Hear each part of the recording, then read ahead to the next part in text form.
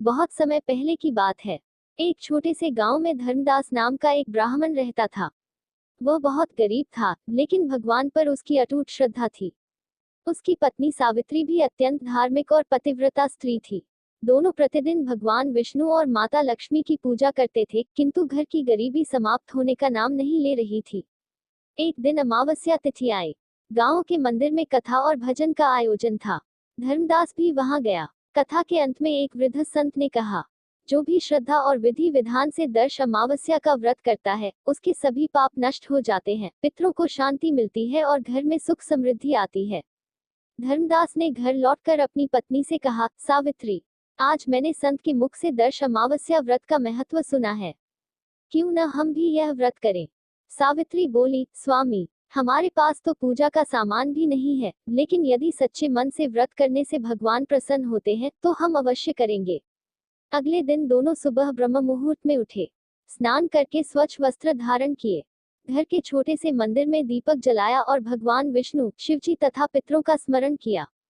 पूरे दिन उपवास रखा। संध्या के समय दोनों नदी किनारे गए, वहां दीपदान किया और पितरों के नाम से जल अर्पित किया। उसी समय एक वृद्ध साधु वहां आए। वे बहुत भूखे और थके हुए दिखाई दे रहे थे। साधु ने कहा, बेटा, क्या मुझे थोड़ा भोजन मिल सकता है।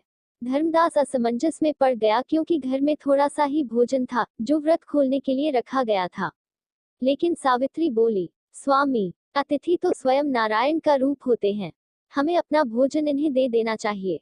दोनों ने अपना सारा भोजन साधु को अर्पित कर दिया। साधु अत्यंत प्रसन्न हुए और बोले, तुम दोनों ने सच्ची श्रद्धा और सेवा का परिचय दिया है। तुम्हारे घर कभी अन्न और धन की कमी नहीं होगी। इतना कहकर साधु अदृश्य हो गए। धर्मदास और सावित्री समझ गए कि वे कोई साधारण मनुष्य नहीं थे, बल्कि भगवान स्वयं उनकी परीक्षा लेने आए थे। उस दिन के बाद धीरे धीरे उनके घर की दरिद्रता समाप्त होने लगी। धर्मदास को यज्ञ और पूजा पाठ के कार्य मिलने लगे। गांव के लोग उसका सम्मान करने लगे। घर में सुख शांति और समृद्धि आने लगी।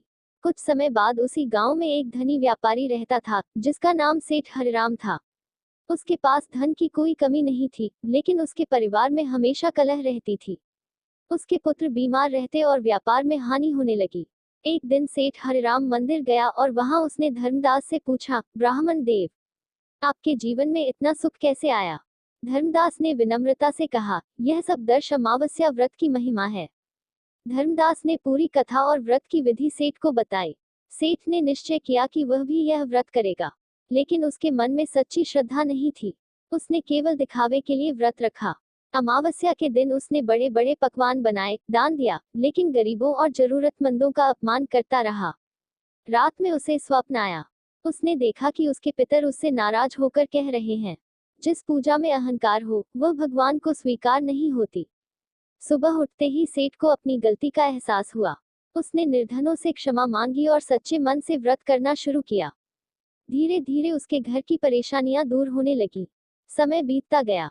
गांव में दर्श अमावस्या व्रत का महत्व फैलने लगा। सभी लोग श्रद्धा से यह व्रत करने लगे। उसी गांव में गौरी नाम की एक विधवा स्त्री रहती थी। उसका एक छोटा पुत्र था।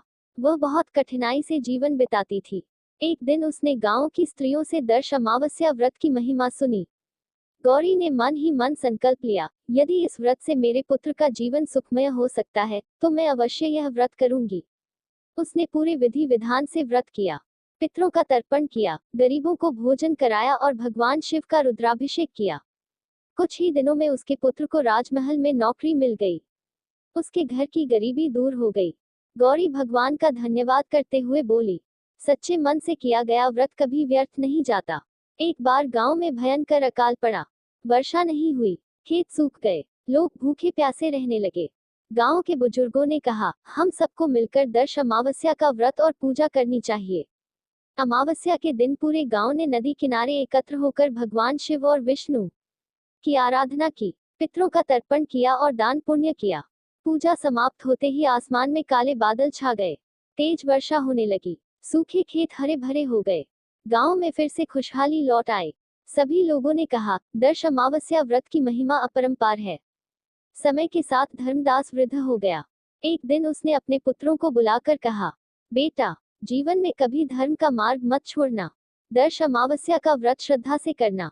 इससे पितरों का आशीर्वाद मिलता है और भगवान की कृपा सदैव बनी रहती है। इतना कहकर उसने भगवान का नाम लिया और शांत मन से अपने प्राण त्याग दिए। उस रात गांव के कई लोगों ने स्वप्न में देखा कि धर्मदास दिव्य विमान में बैठकर स्वर्ग जा रहा है। देवता उसका स्वागत कर रहे हैं। सुबह गांव में यह समाचार फैल गया। सभी लोगों ने कहा, जिसने जीवन भर श्रद्धा, दान और धर्म का पालन किया, उसे भगवान ने स्वयं अपने धाम में स्थान दिया। तभी से मान्यता है कि जो मनुष्य श्रद्धा, भक्ति और सच्चे मन से दर्श अमावस्या व्रत करता है, उसके सभी कष्ट दूर होते हैं, पितरों को शांति मिलती है, घर में सुख समृद्धि आती है और अंत में मोक्ष की प्राप्ति होती है। दर्श अमावस्या का व्रत हमें दान, सेवा, श्रद्धा और पितरों के सम्मान का संदेश देता है। सच्चे मन से किया गया व्रत जीवन में सुख, शांति और समृद्धि लाता है।